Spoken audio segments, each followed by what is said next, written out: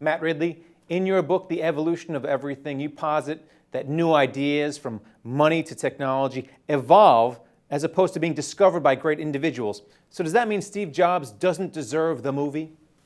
Well, that's probably going a little too far. Steve Jobs was an important person and he had a huge influence. But I think it's certainly true that we underestimate the degree to which the trends that affect us in the world, in business, come from ordinary people interacting rather than from great individuals directing things from above.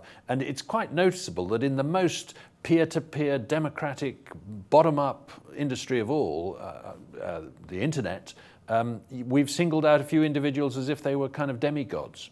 All right, let's talk about the internet, which was not discovered by Al Gore. Can you talk about where it's going? Can you talk about the evolution and where you think it's going to go? Maybe investors can buy some stocks ahead of time. Well, it's very hard to predict the future, but I think it's certainly true that the internet came from peer-to-peer networking among people, ordinary people. An awful lot of the features of the internet came from ordinary people. They didn't come from particularly brilliant discoveries or big businesses or government or anything like that. It's an emergent phenomenon, and it's going places. It's not finished yet. It's barely started. And I don't know where it's going next, but for example, you're seeing technologies like blockchain come along, which enables you to disintermediate a lot of high-tech stuff, so you don't need government or financiers or lawyers to tell you that something's worth what it is. You know, that could be a very powerful technology.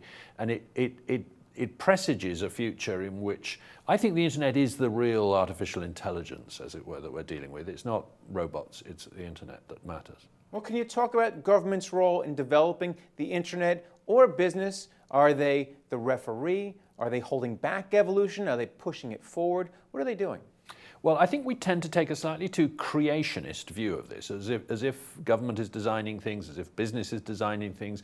Actually, what happens is these things kind of emerge through a competition among individual desires, and there's a huge amount of trial and error. So different individuals come up with different ideas, and some survive and some don't. And that's the essence of an evolutionary process. So what should government's role be in such a thing? It should be the referee. It should be encouraging evolution. It should be encouraging competition and the survival of good ideas and the death of bad ideas, rather than be trying to plan the outcome. And I think that's the big change that I'm talking about. Along those lines, Obamacare is the big idea of the past decade here in the U.S., and it's still being debated on the presidential campaign. So can you talk about Obamacare and how it's affecting the evolution of healthcare, which is a huge expense here in America? Well, healthcare has to keep evolving. There are huge health problems that we don't know how to deal with yet. We've got to be able to evolve new solutions to them. The worry is that the more centralized you make healthcare, the less experimentation you get and the less you discover what you're doing wrong and what you need to change through a process of evolutionary trial and error. But that said, you can't do a huge amount of trial and error in healthcare because error can have real costs. It can hurt people. You know, it can kill people. So you have got to have some kind of centralized direction of healthcare, but we've got to be careful to make sure that it doesn't get too monolithic. And I think that's the worry about Obamacare. And then staying on the topic of politics, we are currently in the middle of a presidential campaign here in the U.S. You talk about politics and the evolution of politics in your book, The Evolution of Everything. So which way is the United States headed? Are we headed towards a European model, more socialistic, or more capitalistic? Can you talk about the direction of the country as a whole? Well, I think both Europe and America are probably on the brink of a pretty big change in the way we do politics because of the democratization of the internet and everything, so that it's possible for people to take part in direct democracy now in a way that it wasn't before, where you had to do things through centralized bureaucracies more. And so I'm very interested to see how that comes about and where it comes about, and I think much of our politics is kind of missing that point in both continents.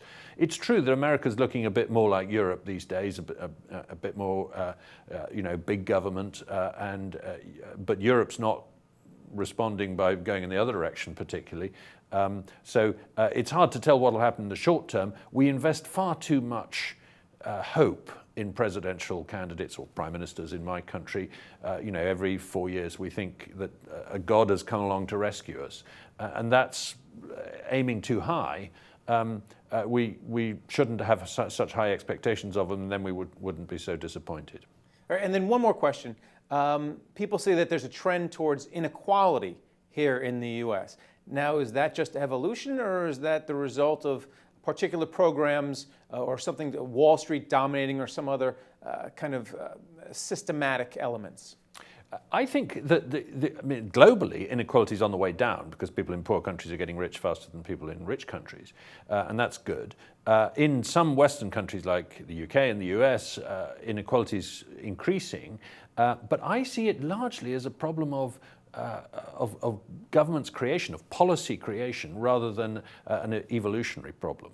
In other words, certain policies, like, for example, restricting how easy it is to get building permits, tend to help the haves at the expense of the have-nots. So I think one has to re-examine government policy and see, are we actually making the inequality problem worse through policy decisions? I think if you left things to freer for people to interact among themselves, they would solve the inequality problem mostly. But it's not quite that simple, but you can see regulation creates barriers to entry in the financial industry, for example.